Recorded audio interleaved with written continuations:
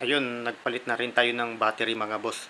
Kasi yung ating battery is may tama na rin. Ngayon pinalitan natin siya ng Yokohama na super premium.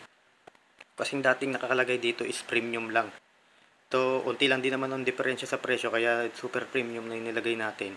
Mas matagal-tagal pa yung kanyang warranty. 20 months. Yung dati kasi 15 months lang yata or 16 months yung kanyang warranty. Eh kunti lang naman yung diferensya. Kaya ito nang kinuha nating super premium. Kasi pagka pina-start mo yung ni-start mo yung makina, lalo pag kahit mga ilang araw hindi mo siya na-start, matagal na. Pag okay pa kasi yung baterya natin, pag in-start mo yan, dapat hindi bibaba ng 10 volts yung kanyang voltahe. Kaso sa kanya, pagka-start mo pa lang, pumapalo na ng 6.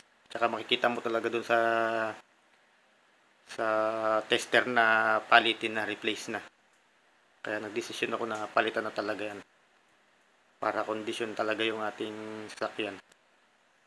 Dito nga lang pala yan sa amin sa may Tansa. Sa may malapit sa may Tejero. Yung binila namin battery na yan. Bali suki na kami dyan. Diyan kami palagi bumibili ng battery.